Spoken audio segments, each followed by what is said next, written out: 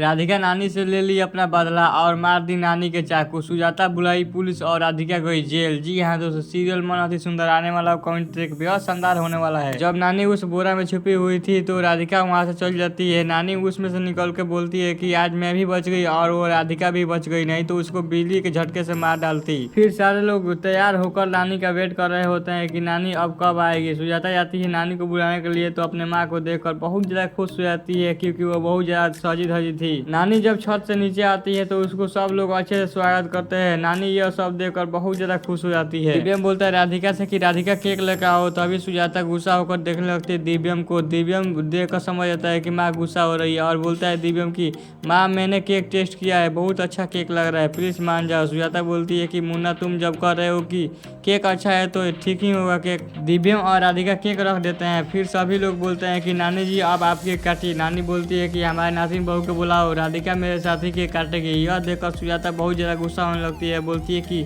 हमारे माँ को अचानक ये क्या हो गया है, ये गोल मुखी पर कितना विश्वास कर रही है और इतना इज्जत दे रही है। और दिव्यम नानी के सहेली भी आई हुई थी उसके बर्थडे में और सारे लोगों से मिलने लगती है। दिव्यम बोलता है कि ये तो सेम मेरा नानी के जैसे ही लग रही है। दिव्यम की नानी इशारा कर रही है अपने दोस्त को और वो वहाँ से चली जाती है लाइट के पास। और जैसे ही केक काटने वाली थी नानी तभी लाइट काट देती है। वो सारे लोग वहाँ से चल जाते हैं और दिव्यम लाइट वाले के पास कॉल करता है कि देखिए हमारे घर पर अचानक से लाइट कट गया। तभी राधिका को एक अंधेरे में तलवार दिखाई देता है और वो बहुत ज्यादा डर जाती है और दिव्यम चैन लगती है। तभी लाइट आ जाता है। दिव्यम नानी को कोई चाकू मार दिया था और वहीं पर बेहोश हो गई थी। राधिका को फंसाने के लिए वो उसके हाथ में चाकू धरवा दिया था। सभी घर वाले यह समझने लगते हैं कि राधिका ही चाकू मारी है नानी को क्योंकि वो उसी के पास थी और इसी के हाथ में चाकू था। सुजाता आती है अपने माँ को धो के बहुत ज्यादा रोने लगती है। तभी नानी की दोस्त आती है और उसका हाथ और सांस चेक करती है तो बोलती है कि ये इस दुनिया में नहीं रही, यह चली गई।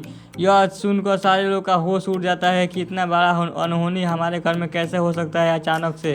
सुजाता राधिका को मारने लगती है। तभी सारे घर वाले बोलते हैं कि सुजाता तुम ये क्या कर रही हो और दिव्यम जाके उसको पकड़ लेते हैं। सुजाता दिव्यम को देख के बहुत ज्यादा रोने लगती है और बोलती है दिव्यम से कि ये राधिका हमारे माँ को मार डाला। तब राधिका दिव्यम से बोलती है कि नहीं दिव्यम जी, मैंने कोई किसी को नहीं मारा।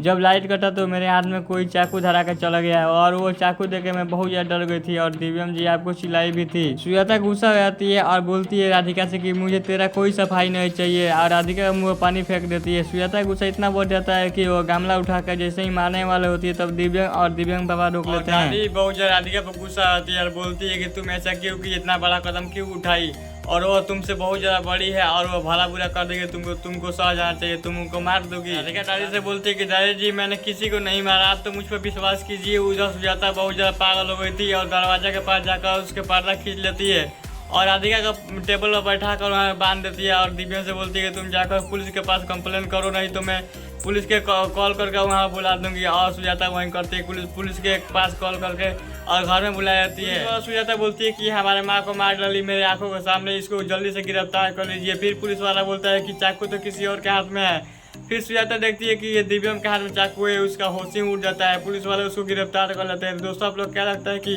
राधिका सच बचा के अपने दिव्यम को छुड़ा के वापस लाएगी या नहीं, अपना कमेंट जरूर बताएं। और इसी तरह की वीडियो देखने के लिए हमारे चैनल को सब्सक्राइब करें, लाइक करें, शेयर करें। मिलते हैं नेक्स्ट वीडियो। जय हिंद।